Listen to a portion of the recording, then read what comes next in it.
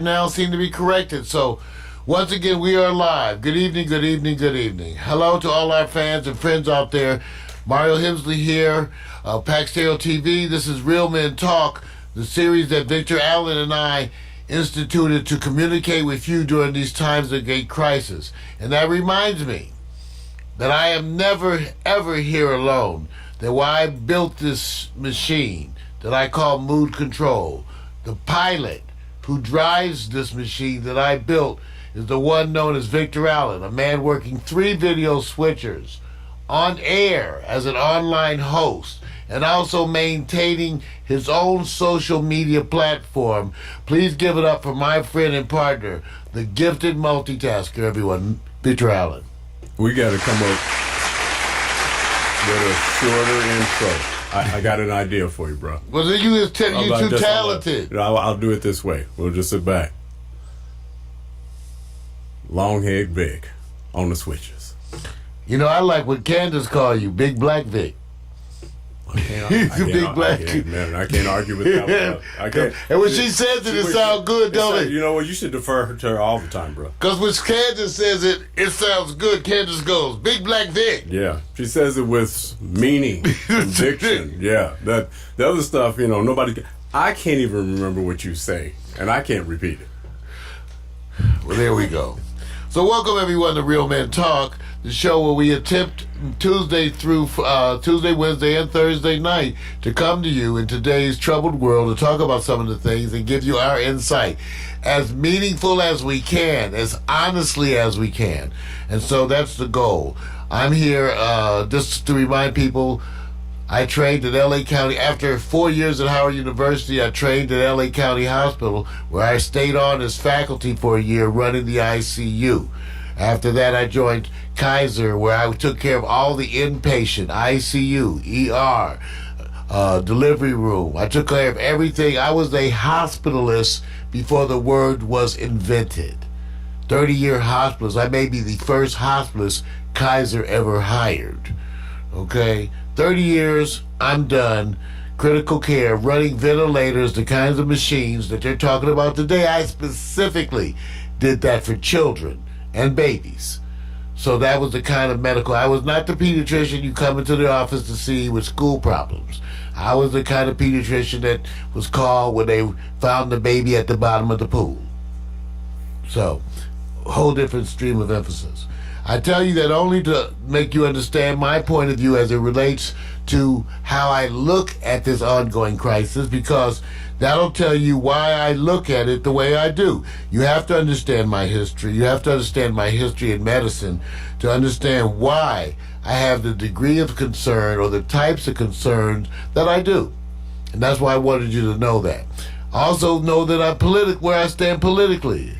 A radical leftist. There's something about training in medicine to me at County Hospital that made me more leftist as I became more angry about the system and how it treated you and folks like you. So in that sense, I am a leftist, beyond liberal. I've been pushing for changes in healthcare since I was in medicine from the beginning because of the way that it's set up. So I do have that attitude, but also I worked within it. So I was in it, but not of it. I was at Kaiser for 30 years. I had 14 merit raises. Okay? So I know how to do my job. And that's the problem.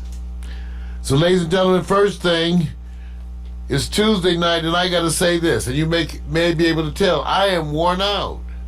I don't know about you guys, and everybody's not worn out, but a bunch of us are kind of worn out.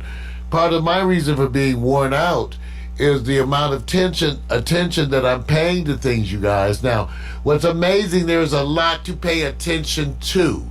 By that I mean, in today's world, where the internet is there, it's not an earthquake. We haven't had an outage where we're lacking electricity, water, internet. This is not an earthquake, a typhoon, or hurricane. So we should be counting our blessings, at least in terms of that. Imagine if we had an earthquake or something like that during these times, what that could mean. You're not having a full, total shutdown of delivery systems. What you're having is unprecedented demand. Do you understand the difference? They're getting food and stuff out like they always did, okay? They're having unprecedented demand because people are buying up and hoarding, so remember that. So, I'm worn out. I'm worn out and tired because I'm keeping up with all the information. There's a lot to be keeping up with. And doing that keeps, wearing me out. But the other thing that's wearing me out is the first thing I'm going to talk about today. Because as a physician and a friend to many of you here in Los Angeles, I've been on the phone every morning. I got a routine of about 7 or 8 people that I got to talk to every day. A few of which are tuned in right now. There's folks like Thornton Dickerson, my brother, who brings me information every morning about what he's up and out. He wasn't up and out at 6:30 people. So, and the other thing is he's 65. So he just informed me that he can get into the grocery stores early. Oh, he can? Yeah, because now they have special shopping hours. Yeah, right. Yeah, the seniors and everybody else. Yeah, gotcha. So Thornton gives me the update of what's in the stores. Okay, and I have other friends who are attempting to do things today, so they give me reports. So the first issue of the day is how many of us are in la-la land. Absolute la-la land. Yesterday I was worn out because I called 8 people in the morning and 7 of them said stuff to me that I thought was absolutely ridiculous. Okay? These are people I love, y'all. See, so I'm just like y'all, okay? I'm just like you all. I got on the phone yesterday in the morning to check on people to make sure they were doing what I wanted them to do or what should be done. And 7 out of 8 of them were in la-la land. Now, my mama was not. Thank you, Lord. I told mama, only the minimum visitor. She said, son, I'm not going out nowhere. Right. No one comes over here. Yeah, same with my father. He said the same thing. Maybe one person a week. There you go. See, that's what they thank God for. Let's give them a hand. Yeah. Mama and daddy. Yeah. That's because my mom, your dad, so they're saying, no, we're not going out. We're staying in. So now my thing is because here we get to the millennials. Because the millennials, the young folks are not paying attention. So I don't want the young folks to feel the guilt of knowing that they led to the death of their favorite aunt or their grandmother. Right. See, some of the millennials out there are going to go out partying, and they're going to come home and get granny sick, and she's going to die. See, some of the millennials out there are going to go out partying, and they're going to give it to their girlfriend, who's going to then go home and give it to her auntie, and she's going to die. The point that's happening now is people don't understand the level of risk, and they're going to die. That's the problem. On all levels. My good friend Candace Renee Rice, who's the Florida Mama star, her show has been pushed back 2 weeks. More. Well, yes. You know it's going to be more. I know. See, that 2 week shit, by the way, everybody who's been told 2 weeks is 2 months. Yeah, stop it. Yeah, that's what they tell you 2 weeks because they can't bring themselves to tell you the real truth. Right. It's at least 2 months. Right. So, Candace, they pushed back this show. They were supposed to be on Ellen DeGeneres. They canceled that because Ellen DeGeneres canceled. Right. Jimmy Fallon show. Right. Shut down. So Candace and me are talking. We're friends because she's over here and we're helping her. She's really working hard on her products to get her stuff out there. And all of a sudden she's faced with this whole thing that she may not be able to go to shoot the show. And I also said the show is probably I think they're going to cancel every show. Additionally, my good friend Candace, who has her own product line, and she's releasing her products right now. And she released a hand sanitizer, and this was so amazing when she released this hand sanitizer, Vic. Right. She almost sold out. And I said, because one of the things I said, Candace, is you, but people are looking for sanitizer. Yeah. It's in demand. And her sanitizer was cheaper than all the other sanitizers. Her father was talking to her about making a package and putting it out there with some of her other beauty products. Right. Which she's doing. She's so smart. Give it up for Candace. Yeah. But she also wants to keep her products inexpensive because she wants everybody to have hand sanitizer. Right. See, it's a fine line. I said, Candace, and this is what I told her. I said, Candace, I understand you want to make your hand sanitizer available to everybody. This is what I told her. Candace, go online and look on Amazon and what all the hand sanitizers are going for it, and look in the past. It's okay to be inexpensive because you want to help people, but you don't need to be the cheapest. Okay, you don't need to be the cheapest because she really wants to help people with her product line, which she believes in deeply. So I said, these are the times when some of us, are thinking about, some of us during these times, if you notice, are thinking about how they can help. See? My thing is I'm worried about how I can help. Right. Candace is thinking about how she can help. She wants to make her money, but she's thinking about how she can help. But, and not understanding, the mentality of people who are going, I'm trying to gouge the market. But you do have to make money to help others. So you don't have to give up on that fact if the focus of what you're doing is to say, I want to make as much for those who are not able to make any. That way I can help them. Yeah, that's a fine line. And that's why I personally, Vic, have tried hard throughout the years to not tell people what they should do. My philanthropic activities where I give and do things is much easier for me because I have more to give. And I'm very conscious of the fact that when people who have way less share, that has way more meaning. That's a religious understanding, a spiritual understanding. When you are rich and give, as good as that is, it does not mean the same as when a poor man shares his meal. Right. See? And even when you have, you know that. There is a difference. And so we speak. There are people who have little and will always share. Right. They will always cut that pot so that another person can fit in that pot. So some of us are thinking about how to share. Me too. I'm worn out. But I'm going to continue to call friends. If you're one of those friends that I call and talk to and bug you, I'm bugging you about your job, right? Your work. I want you to be careful. I'm telling everybody right now to please be careful about the old folks, okay? First and foremost. Because as a doctor, I think about who's at risk of death. So first and foremost, protect the old folks, okay? First and foremost. And that does not mean visit them.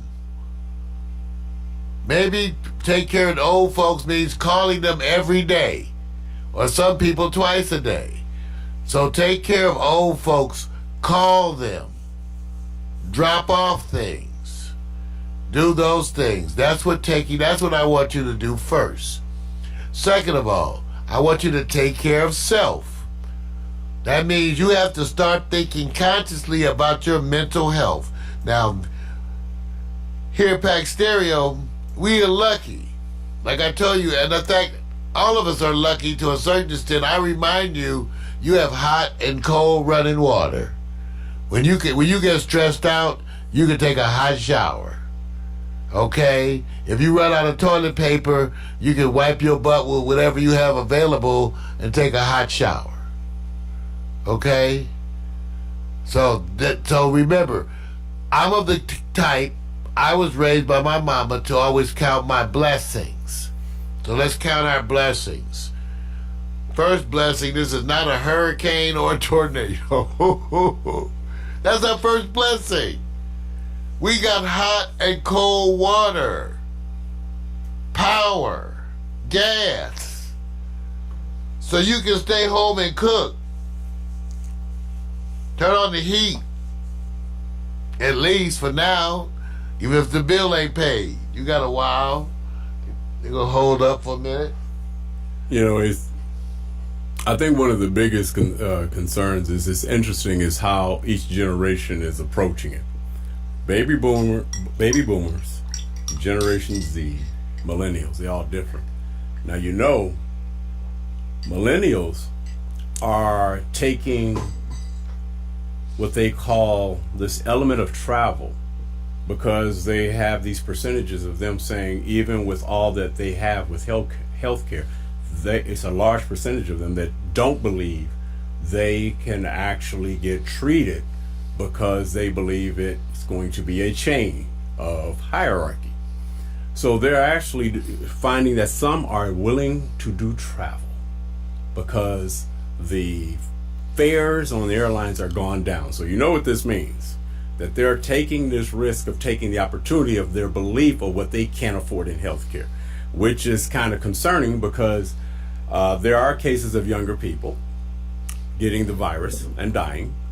And one of the major complications that's out there is, in the U.S., the sudden rise over the last several years of the obesity crisis. Young people have that issue and that challenge, and they were talking about that young people can't take it for granted when we have obesity or diabetes, and that can present a condition. So they say, just don't flow as if you're invulnerable. So millennials are taking some risk by traveling internationally. Numbers are showing it. Yeah, and again, this is one wonderful point that you make up, Vic.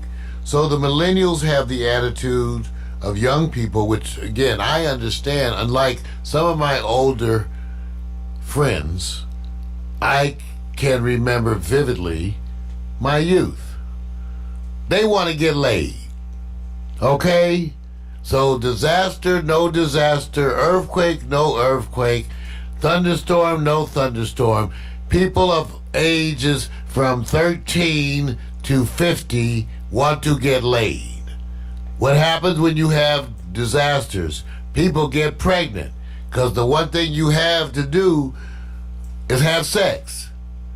So people want to get laid. So young people, why are young people traveling or want to travel? They want to meet up with other young people. They want to get laid. They just had a big festival in Florida, gay festival. They out there partying, kissing, hugging, being idiotic because they want to get laid. Everybody who's out there, you know who's the most cautious? Those of us who ain't trying to get laid. So first of all, pat yourself on the back. You don't want to get laid. Where's my... Are you speaking of a particular group that... Because you can meet... I'm saying, older people. Oh, the older folks. But really, let me just say this, Mark. Let me say this. Would it be good for somebody to say, you know what? We don't have to, everybody's meeting online. They're using apps to connect. Everybody's doing that. But say if you want to get together with somebody and you decide to meet at the park or meet at the beach. Easy. One-on-one, right? Well, I've restarted my computer that crashed. No, I got you. No, that's exactly right. But see, you have to meet them and know them already, see, Vic? Right. That's assuming you already met the girl. Well, wait a minute. Now, what if you want to meet the girl? That means you got to go to the club to meet the girl. Wait a minute. Now, I'm going to tell you something. I've seen all these apps where people were saying, I'm meeting up with somebody. Before this happened, people were willing to take the risk to meet people. Yeah. So the risk now is to do this. Are you going like this? Do you live with your parents? Do you live with your grandparents? Are you by yourself? What's the conditions that give you more comfort now? Or are you saying that's too risky? Because people are going to do it. No, people, see, here's the problem. You're not hooking up one-on-one. You're going to a club of 300. No, I said one-on-one. No, but they have to meet them first. Right. I'm saying online. No, okay, well, see, even if you meet them online, which is what we're hoping, then you go out for a date that's single. Right. But that's not what they're doing. See, what they are doing is, for example, meeting online and arranging to meet up at the local event. See, because they don't know each other.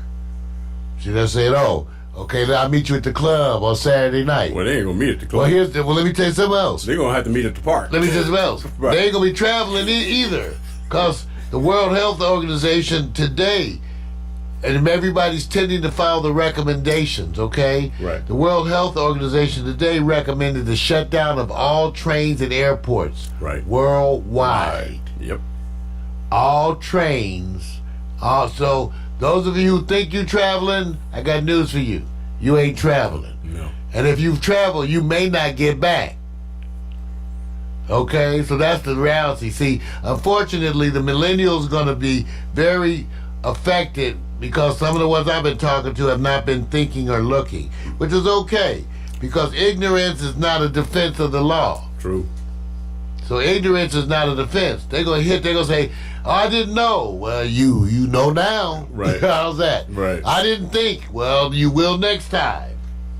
See, because let me tell you something. You headed into a crisis. Part of what they're discussing, I can tell you, everybody in medicine is doctors are not. You guys, doctors are not good secret keepers.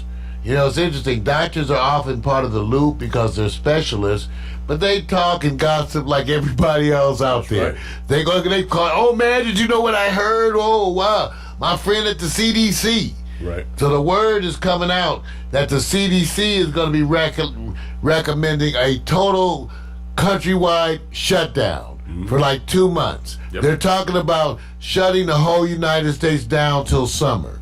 Some of the people who know, because they're privy to the discussions, they're getting ahead of it. What do I mean? The schools were getting ahead of it. See, part of the stuff is the people who are involved in the infrastructure talk about it first. So the schools were part of that. So schools are shutting down nationwide. And they're not even talking about for 2 weeks. They're saying school is out for summer. Do you understand? Let me repeat that to you. School is out for summer.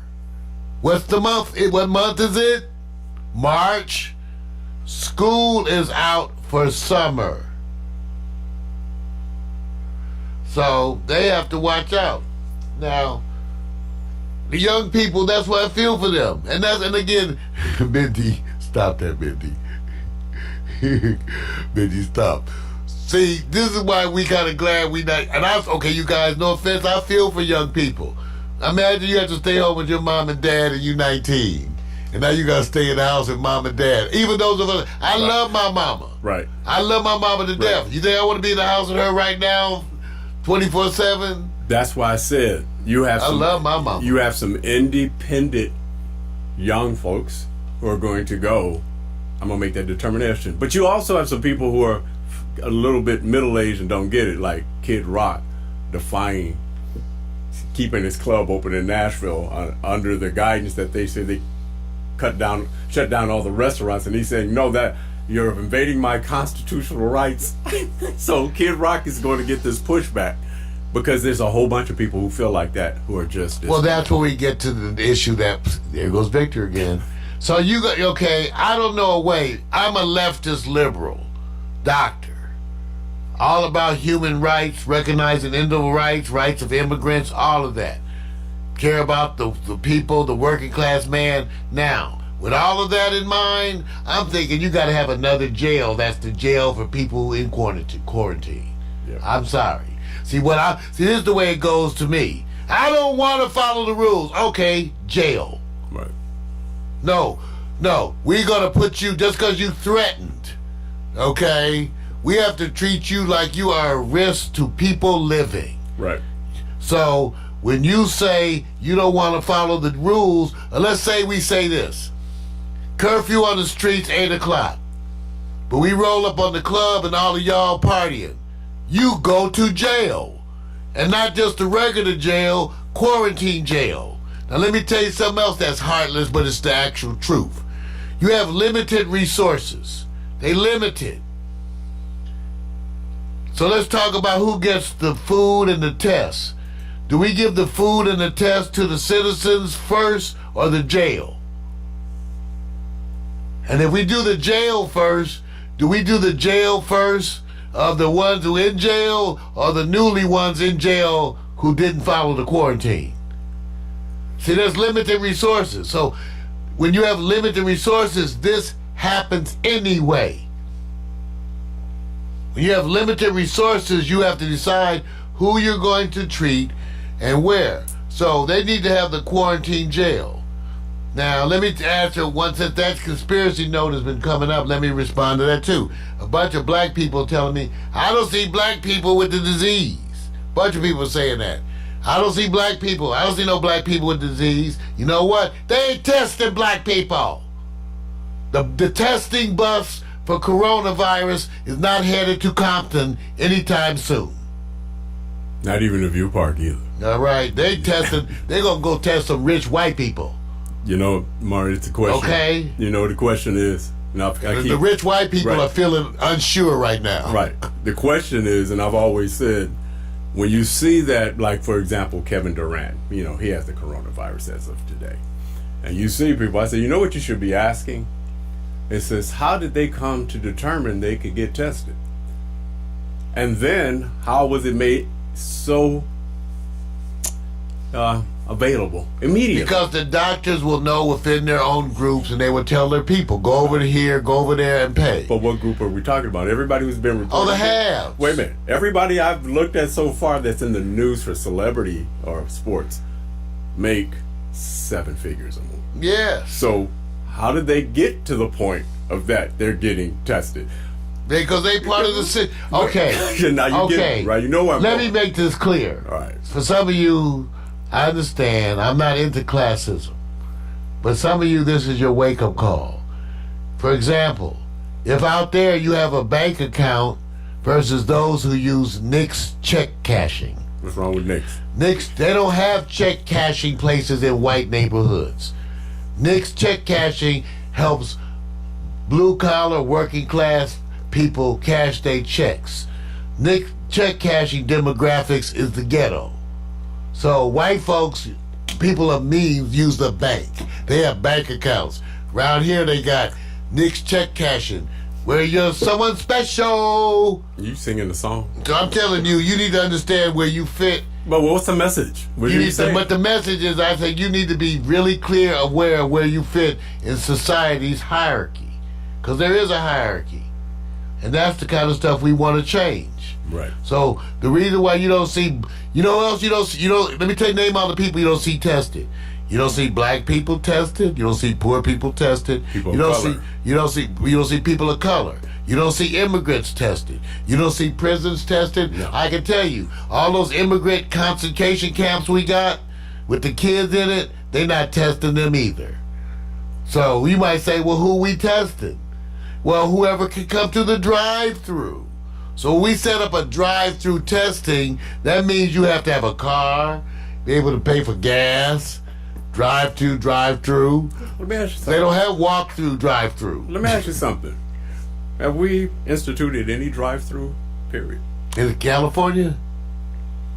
Oh yeah, you got it in some states, for Well, sure. What about California? No, not in California. Yeah, But you definitely have it in other states. They have it going. There's other states here. See, part of the issue, Vic, is the lack of consistency throughout the state. Right, everybody. That's incredibly ridiculous. They can until the president does his exercise. What we all know is the clampdown. Everybody makes their own decisions. Now, there's some good stories though, man. For example, and I won't get into all the details, but I always say you got to point out some good stories. You know the area by, I guess you can say, not towards Hermosa Beach, but maybe closer to Playa Vista, where they have the RVs at. It's Yes. an RV. Do you know that they're actually taking that area where the RVs are and going to use them in case they know that they have to have these official sites to have people quarantined, and coordinating with those RV owners with people, so just in case, so they just don't say, you guys got to leave. So they're collaborating with them to say, hey, this way you can participate in helping people. When, say, 2 people live together, it's a son and a daughter, or it's a mom and a son, or whatever, the 2, and one gets, infected, well, you have to move one away from the other. So they're looking at these options because they know the hospitals are not going to be able to. Oh, no way. So there are stories where they're going to identify these areas. What the part I like is that they're collaborating. And then there's small businesses who are having to shut down, like, your coffee houses and stuff like that. I like what they're doing. You know, they're going, look, even our employees have to leave, but now we're going to pack up a lot of foods and gifts and goods and give them walking cash as they leave.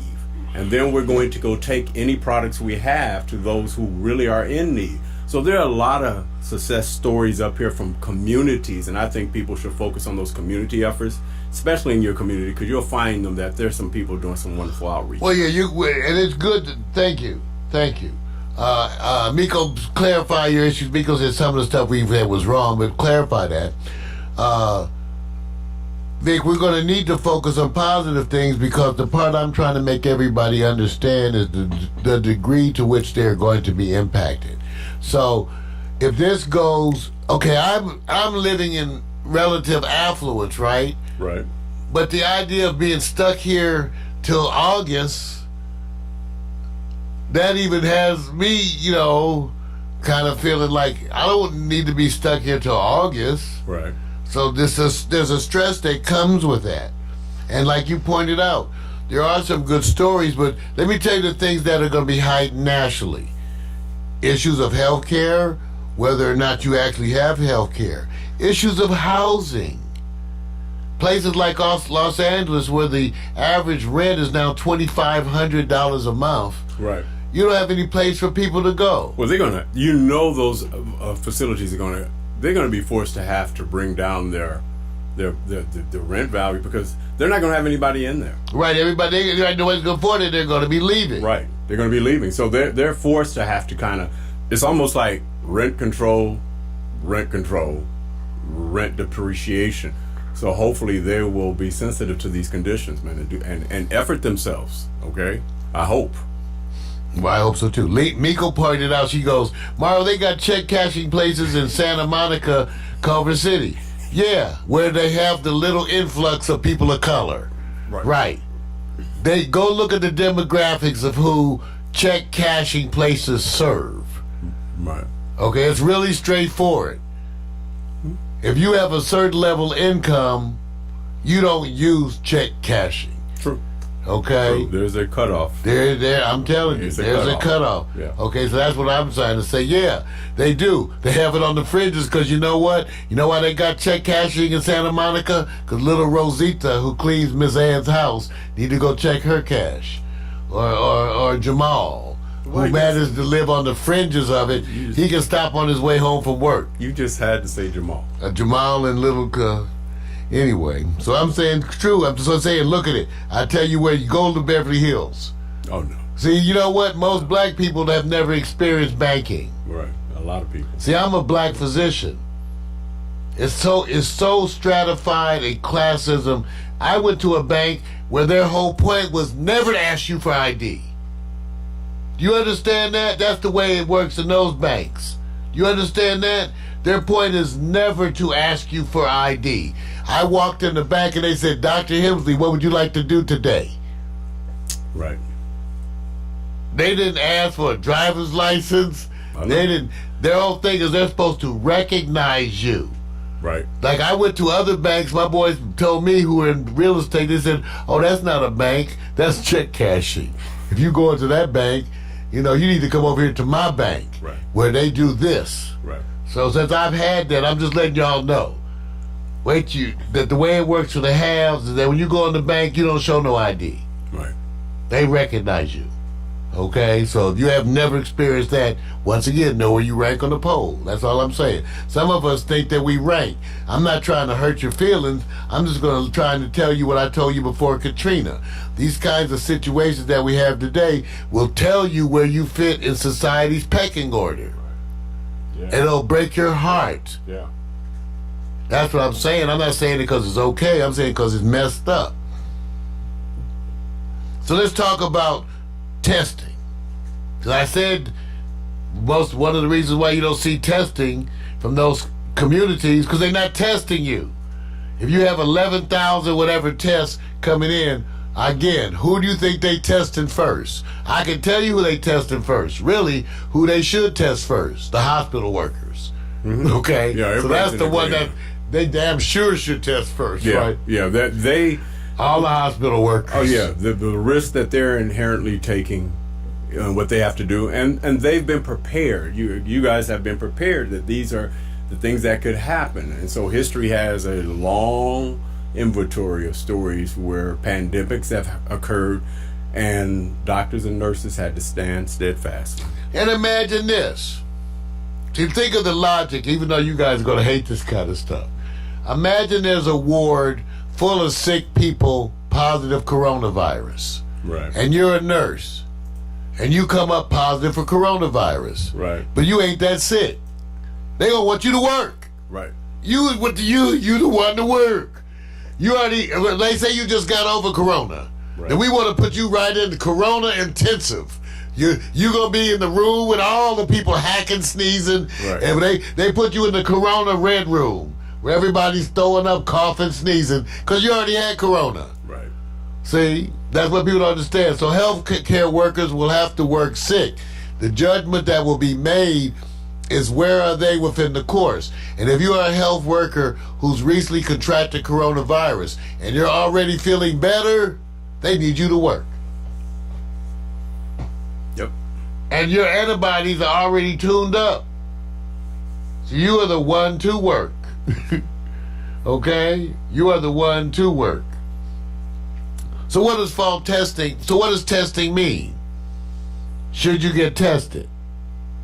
Okay, let's talk. See, they tried to explain this to you on the air. I thought today, I forgot, is it Fauci? Fauci? Fauci. Yeah, I listened to him. He did a good job. He does a great job. These He's good, man. Yeah, these are like the people who train me. Yes. Database. And Vic will tell you, I can be a pain in the ass about database, right? I must admit, it's the one thing you say, Mario, nitpick of things, but this is where it comes. These are the kind of people that train me. Yeah. When we make an opinion, if we make it and it's just our opinion, like a bunch of you guys, well, I think so, which means absolutely nothing or what one, you think. Or just one source and you don't challenge the source. Right. Do you have any data for what you think? Right. Did I go like, who gives a shit what you think? Right. You know, you're an idiot. So we don't need to care what you think. Go get some data. So what did he say to you? You listened to So yeah, I listened to what they're saying. Is sort of what I'm saying. Okay, should you be tested? Okay, the main reason for testing, let's step back from you and look at the society. Okay, the whole United States. The main reason for testing is to determine both the incidence of new cases, Yep. the prevalence of disease currently, people who are actively sick currently, because that allows you then to use that data to plan your resource allocation. Yep. If you know they just breaking out over here, and you know from experience over here that when they break out over there in 2 weeks is going to be shit hitting the fan, you can move your resources. Absolutely. So the real benefit of testing is so that people can monitor the society and then move people. Now, does it help you to get a test? Not necessarily. Let me give you an example right now of the factual way it would work and why they want you to call your doctor. Let's say you've been exposed to corona and you have 101 fever, a little bit of cough, but you're otherwise feeling okay. It's just a fever, a little bit of cough, and you live there at the house with your daughter and your husband. So, should you go get tested? No. You should treat yourself like you have corona. What is testing? See, those are the kind of people who go get in line, get other people sick.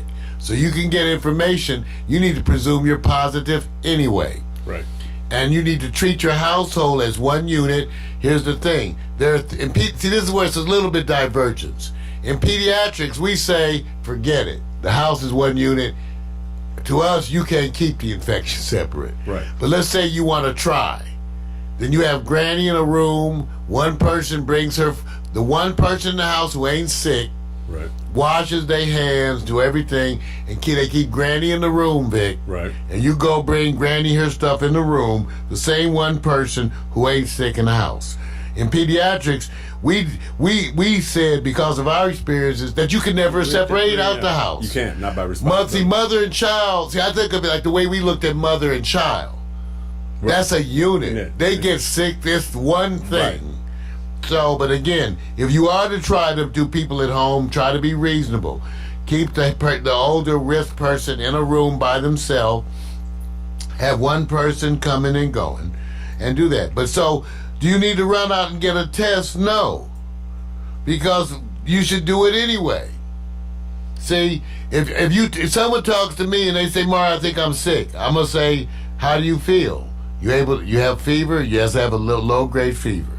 You eating? I'm eating okay. Right. You drinking okay? Okay. You have any trouble breathing? No, I'm not breathing. Oh, I got this cough, but I'm not having any trouble breathing. You think I should go to the ER? Hell no. For what?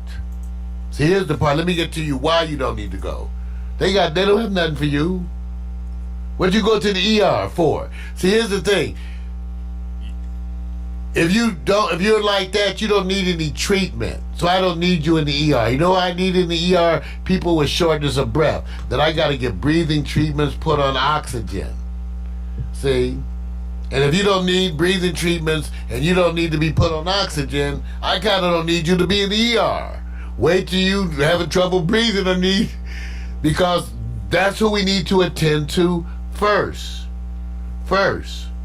So at the ER, we don't want the people who don't feel good.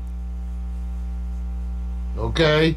They don't want the people who just don't feel good. You ain't supposed to feel good. This is where you have to use judgment. So it behooves you nothing to get out your house, go to the ER, which is running over, get in a long-ass line to be told there's no treatment for you. Antiviral medicines, which they are trying, in general don't work very, very well. You know, think about the things that we treat that are viruses. Hepatitis, B or C, AIDS, herpes. Have you heard the word cure? Cure applied to any of those? Cure. No, you learn to live with hepatitis. Mm-hmm. You learn to live with AIDS. HIV, excuse me, not AIDS, but HIV. Sure. You learn to live with herpes. We don't cure your herpes.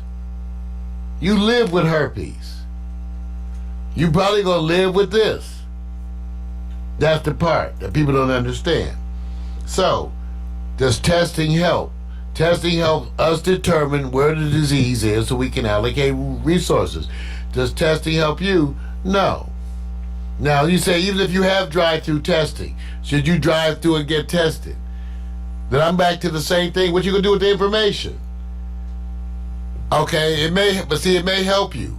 Okay, how about this? What if by driving through and getting tested, you get a certificate that you can use to get some work relief? Then it's worth it, right, Vic? Oh, absolutely. If you get if you go to drive-through testing and they give you a little sheet, you have corona, stay your ass at home. And you can give that to your boss or whoever, right, and you get a check. Right. Then it's worth it. Yeah, because it'll be... Well, let me just leave that alone because you already clarified that. Well, let me just say this. Northern California, do you think they need to take an extra step because they're urging people to shelter in place? 7 million people, and they're instituting this. And they say a lot of people are doing it. You see some sprinkles of people out there. And I believe the mayor of San Francisco was speaking on this. I cannot remember. She was saying, yeah, we've already instituted the 7 million, which is separate from Southern California. What do we know? Or are we slow in what we're doing here because Northern California is already jumping the gun? That is a wonderful example of the lack of leadership at the top. This should not be. Notice, state this, and this is one of the things they were discussing. What if your state institutes quarantine and all this stuff, but the state next door to you doesn't? That's right. Okay. All right. So, Miko's putting stuff out there. Miko, it's not true. there is no antidote. Okay, let me just tell you guys. There is no antidote, quote unquote, for any viral disease. Period. Period. You want me to say it again? There is no antidote for any viral disease. Period. Never has been. Period. And anything you read about that is false. But I say do whatever you think, but don't waste a bunch of your money. There are no cures of viral disease. Or if you think there is, point it out to me. Well, you know what? They didn't cure polio, you guys. They gave vaccines. Right. Like, they didn't cure measles. You know what, Mario? What you're doing? There's no cure. Mario, guess what? For the common person or the common thinker like I am, it's really when you said antidote, treatment, vaccine, cure. So you're separating exactly the difference between what most people make it confused, the difference between cure versus there's a treatment, an antidote, or a vaccine. Okay, so let's talk about that. Let's talk about the basic principle of a vaccine. The idea of a vaccine specifically was for those things for which you don't have good treatments, you want to try to prevent them. Okay? This goes way back. Whatever it is, if you don't have good treatment, you want to try to prevent the disease. Many of the diseases, when Jonas Salk created the polio vaccine, he created a way of giving you a shot that shot had components related to the virus. And because your body saw that, your body made antibodies to that. Now you have a delayed antibody response. I don't remember everything from medical school, but you get an IgM response, an IgA response, an IgG response. Right. Some things, when you get an infection, happen within hours to days. Right. Some things take weeks. Right. So some of that immunological response is 2 weeks out. Right. So the immediate responder, IgM, comes in, boom. Right. That's an antibody. Got it. Okay? Now also your body responds to some things with a cellular response. Right. Like the certain cells, at the same as the body releases chemicals, antibodies, it responds with particular cells that go after infections. Not really viruses, bacteria. Right. What's unique about viruses, you guys, viruses attach themselves to the cell and inject their DNA into the cell. Right. They take over the cell's DNA. So when people tell me, well, I'm going to boost my immune system, I don't know what you're talking about. Right. That's why AIDS exists. You think you can boost your immune system so much that you ain't getting AIDS? Really? Go on and let's see about it. They'll give you a Nobel Prize and a whole bunch of money. True that. Okay? So it don't work like that. It just doesn't work like that. So now, when it comes to vaccines, which take a while, the idea is that, and let me give you a brief short history of vaccines. They did a bunch of things. First, they took viruses, tried to take the virus and weaken the virus. Like take the virus, give the virus treatment so it's weak. Then give you that. Right. And then your body, seeing the virus, had immune response. The issue was, because it was a weak virus, some people got sick. Right. Some people really got sick. Right. Or if you have a weakened immune system, then you shouldn't probably have any exposure to virus. Right. So they had things called kill virus. Mm-hmm. They had attenuated virus that's made weaker. So kill virus, attenuated virus, those are virus. Then they started making vaccines of different proteins in the virus. Okay, or DNA. I hate to get corrected by my medical people, but they're making, they're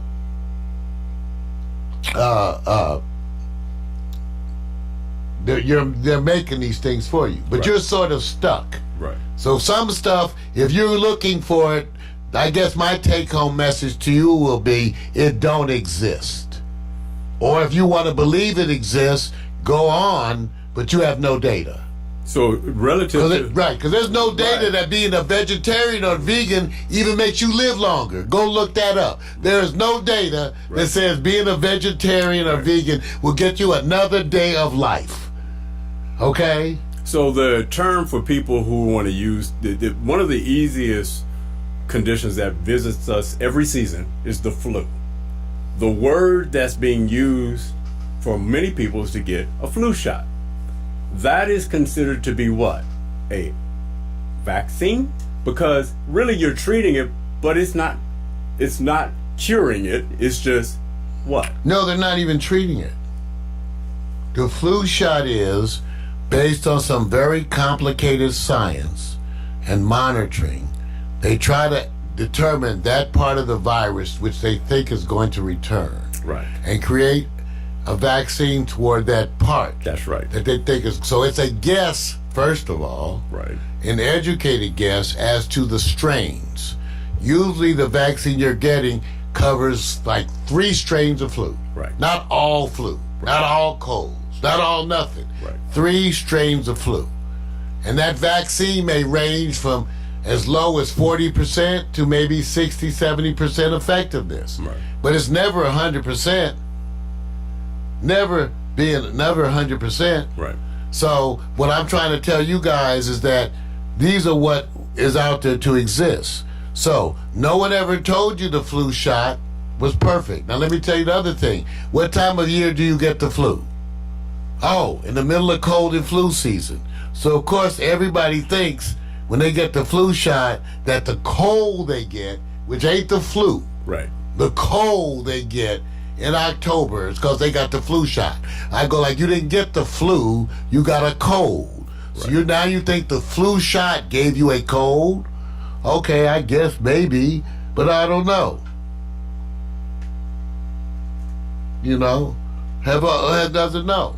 Yeah. So remember, and I'm telling everybody, I'm not against alternative treatments. Let me give you the facts that I'm trying to get people to understand. They don't get it. There are no treatments that work universally either. For every drug you come up with, there are people who it works and people to whom it is toxic. Right. Every drug. So when you come up with the miracle drug that helps a bunch of people, it's going to kill some people. Okay? That's the way science works. Some of y'all don't get the basic principles. You want stuff to be la-la land. Okay? So what I'm saying is, go get whatever alternative treatment you think. But in the meantime, I would do all the other stuff. Read what you want, do what you want. I have no issue. On the other hand, if I was you, let's put it like this. You know what I used to tell people, if you're wondering what to do for your children, look what the pediatricians do for their children. Right. Who they love. Right. Find a pediatrician out there whose children don't get their shots.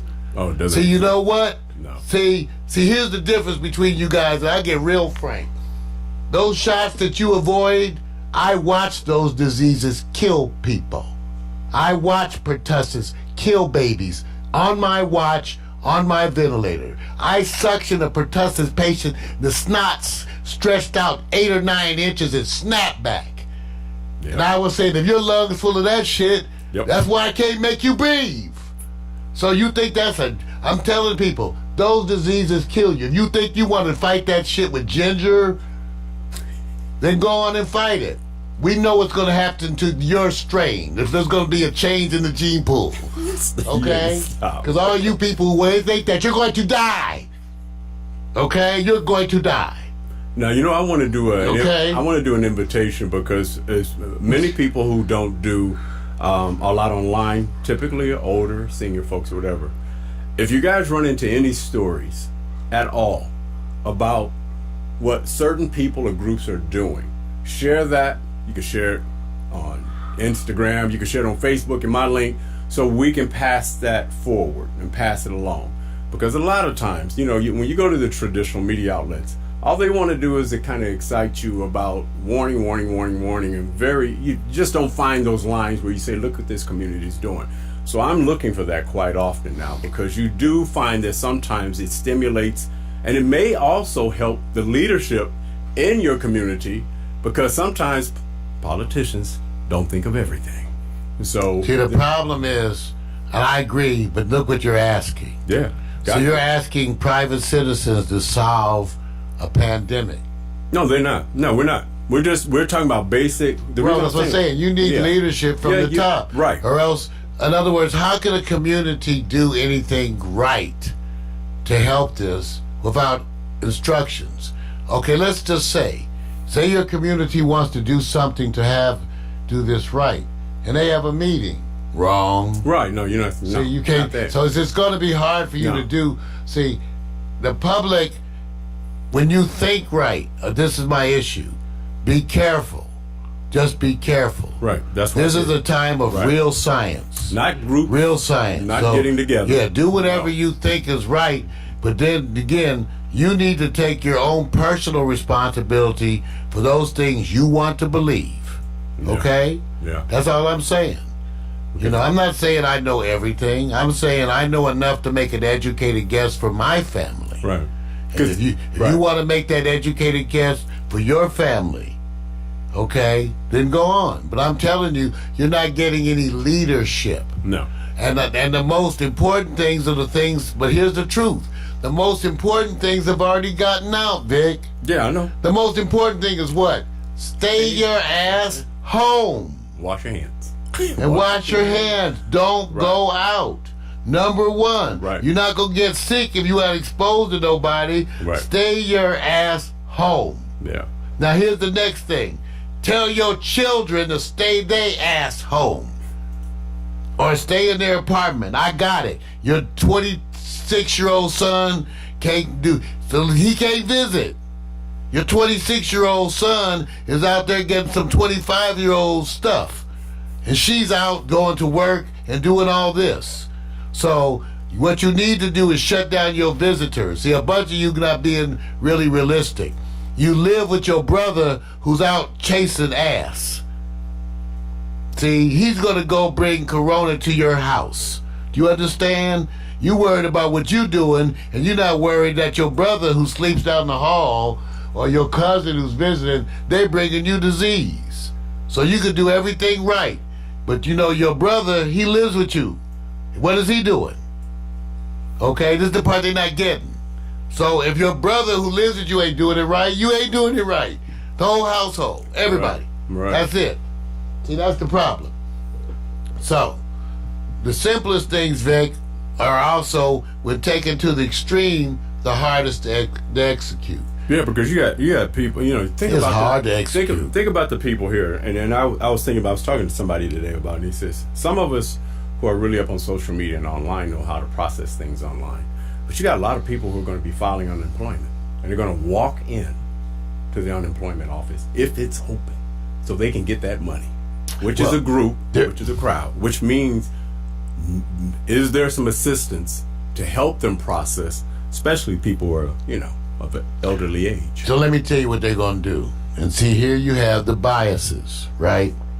So know that when the unemployment office is going to fall under the same auspices of every government office, right? The unemployment office, right? Yep. So they're going to not even let you in. That's exactly. So here's the thing that's biased. Let's say you don't know how to use a computer. And you don't know how to fill out an online form for unemployment. You're fucked. Yeah. You're fucked. If you better learn how to fill out the employment form on your phone.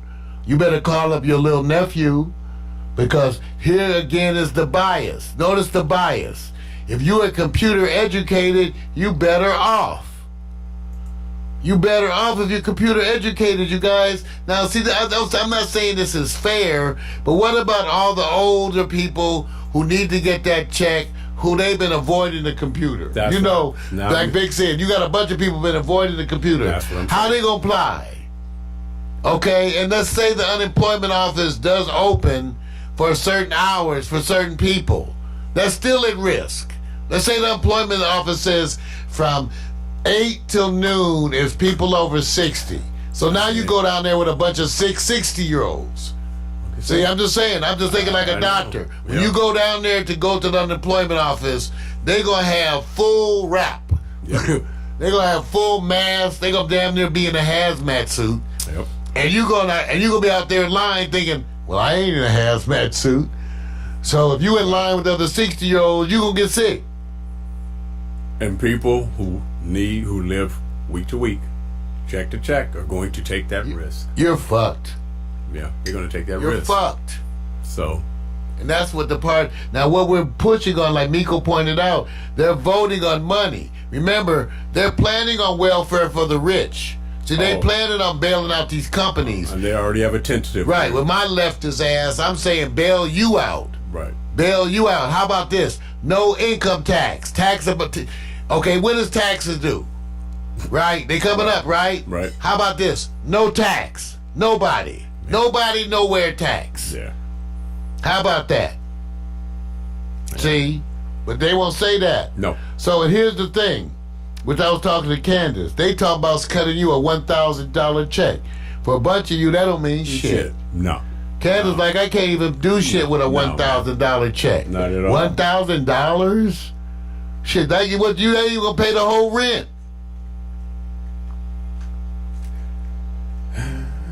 So, here's what I'm saying to you. It'll be a political issue. It is a political issue as to your relief. I'm in favor of relief, as I have been in the past, for the people. Give the people the money. Let me tell you something else. Let me tell you the other reason why this also helps businesses when you do this way. When you give the people the money, what they're going to do with the money is pay their bills and go buy shit. That's going to fuel the economy. That's going to fuel the economy. When you cut them a check, relief for dealing with this corona epidemic, that's going to allow them to pay rent to your Republican landowners. And it's going to allow them to go to the store and buy food from your Republican grocery store owners. So the money going to flow to them any damn way. Believe me, just imagine. If they give America suffering $1 trillion, they're going to go spend $1 trillion, and guess who ends up with the money? The same old mofos that always end up with the money. Yeah, it is. Okay? Yeah, and usually the older folks they feel they're Teflon and feel that sometimes, as our president has already given in, as you could tell, he has kind of slid back. They just think sometimes this is all political in the game, then it catches up with you. We look terribly fucking slow. So, I'm just saying it. And so, Europe closes its borders. So I'll let you know that, because the outbreak in Italy is just it's just going buck wild. 2,500 died there. So it's just letting you know, when you're slow and moving on this, you pay a price. And everybody's going to look back and say, so we knew about this at the end of 2019, and nothing was done. Nothing was done. All right, man. So I want you all to take it seriously. Those of you who know me, I have been saying this to people, because people know me, I'm not an alarmist. For the first time in my entire medical career, I'm actually kind of afraid. Yep. For the first time, I trained at county hospital, worked in the war room, whatever they call that. Right. Oh Lord, the red room. Oh God. You guys, I've been forged in the fire, and this has got me worried. I mean, really worried. And let me tell you something. I'm not worried about me. I'm worried about all my people, my friends. And now I'm worried about all my friends whose jobs are being affected. Yep. See? And then I'm afraid for my community. Because in a minute, over here in the hood, you got a bunch of desperate people, see, who got no food, no money. So how you gonna go out? They talk about going out at night. You damn sure ain't going out. Because you know who's gonna be prowling out there at night? You all know. When the brothers are hungry during the day and they ain't got no money, they gonna be prowling at night. So broke people, starving people, struggling people have to survive. And they're gonna be out there. See, that's what I'm worried about. That the people who are going to panic and commit crimes, they're gonna take your car. They're gonna break into your house. That's what I'm worried about. And some of them are going to break into and try to steal, and they're not really violent. They just hungry. See, one of my nightmares is I end up shooting somebody who I would have just gave the food to. Right. See? Right. But because you scare me and sneak into my yard or do some shit, I kill you. I shoot you. Or I hurt you badly. And then I come to find out you was a hungry person. And I said, damn, I would have gave you the food. Shit, if you had knocked on the door and asked me, do you have any food, I would have gave you some food. Why you climb the fence? Right. At 8 o'clock at night. You might get shot. You might get shot. And that's what I'm afraid of. I don't want to hurt people. I'm not hard. I've had harder times. I'm not hard. I'm concerned. I'm concerned because I got to talk to my women friend about owning a piece. Nico said she ready for her stuff. But I'm saying that's the kind of talks we got to have now. Protect our children, our daughters. Be careful. So you got to go talk to your kids, you guys. Call your kids up. Yeah, call those kids up. And tell your kids, I know you thinking, no, you have to stop that stuff. But remember, school's out for summer. They shutting down the whole United States schools. Yeah. You know, spring break, you know, they still having a party down there, right? Yeah, but see, I'm just saying, this is amazing, you guys, okay? So this is Mario Hemsley. We went a little bit over. We're coming to you Tuesday, Wednesdays, and Thursdays with Real Men Talk. For right now, Victor and I are playing it by ear. Okay, we're basically playing it by ear. We're allocating an hour, at least an hour every day to be communicating with you. And so we'll be here tomorrow night, 7 to 8 p.m., also Thursday night. Think about the things you want to know, the questions you have, and be prepared to ask us. We'll talk about whatever you want to talk about. And remember, I'm not claiming to be perfect. I'm just saying, know that I'm trying to do the best I have with what I got. I'm talking to you guys. I talk to my patients, my family, all of y'all the same way. I talk to all of y'all the same way. My patients and my family. It's no difference. It's the same way. Okay, so do the stuff. Feel better if you're prepared. And then think about stuff that you're going to do around the house. This is a good time to do gardening. You can, like Victor was out today, right, Vic? You out biking, right? See, yeah. Corona ain't gonna come up to Vic on the bike. No, it's not. All he gotta do is stay away from the phone. That's right. Yeah, remember, you guys, it's droplets, sneezing, coughing, and hands. And one of the things I did understand about it is, because I did go to look to say if there's any questions about people who are biking and what, those are one of the advantages they allude to. Just, you know, like I said, it's my mode of travel anyway, and it allows me to kind of check the environment. And yes, do I see the difference between the traffic? Right now, people are probably, for the wrong reason, enjoying less traffic and having memories like what it was 20 years ago. But you get a sense in the air of what's happening here. So, hey, look, biking is going to be my excursion as I kind of look around the community and see how things are. Well, thank you all for tuning in. Please let us know the things you want us to do. Please let us know the things you want us to address, the things you want us to talk about. Know that Victor and I, our goal is to be a community resource. We are trying our best. So I'm trying to adapt to you. It's in my heart to try to do. We're winging it. We want to be broadcasters who attend to our community and their needs. Let us know what you want us to talk about. I'm doing my best, I swear to you. By the grace of God, we will continue to be a resource to you, to our families, our friends, and our community. And at times like this, we feel an obligation to stand tall and fast, and we intend to be there. Thank you. Good night. Alexa, begin playlist broadcast transition. Peace, you Your guys. playlist, Broadcast going Transition, cool. on Amazon Music. Hey, stay safe.